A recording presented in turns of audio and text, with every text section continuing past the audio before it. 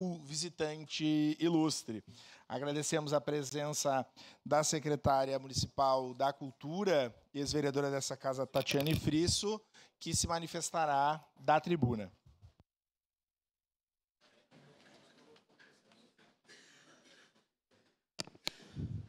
Bom dia a todos e todas que nos acompanham nesta manhã.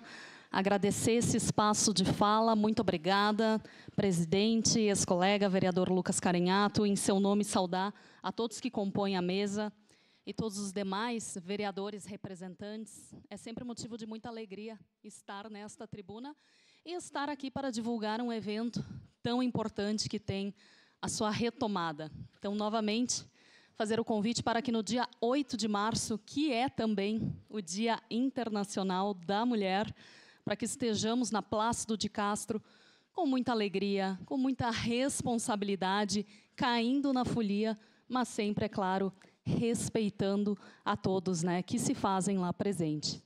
Eu preciso agradecer demais e tenho aprendido muito com todos os presidentes das escolas de samba, então, a cada um de vocês que está aí, trabalhando, peleando muito, para que a gente entregue, né, um evento incrível para a cidade. Muito obrigada.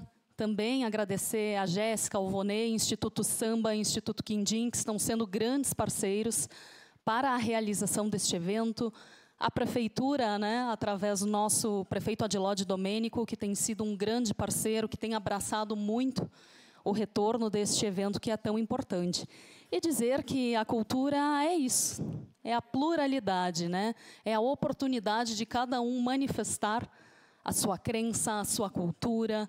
E brincava, né? Dei uma entrevista para Lisete Ozelami, em que ela perguntou se a rainha da festa da uva tinha samba no pé. E é com muita humildade que eu digo, não tenho, mas aprecio muito quem tem. Então, parabenizar a nossa corte, que vem levando esse convite com muita alegria, com muito samba no pé, e certamente faremos um evento muito bonito. E agradeço de antemão, né, a possibilidade, né, desta Casa Legislativa estar fazendo a transmissão de um evento tão importante, um evento popular.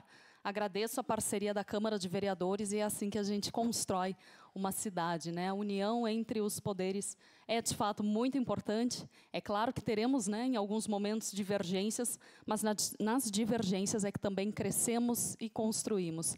Então, mais uma vez, parabéns aí a todos que estão dedicados para fazer um carnaval bonito, do jeito que Caxias do Sul merece.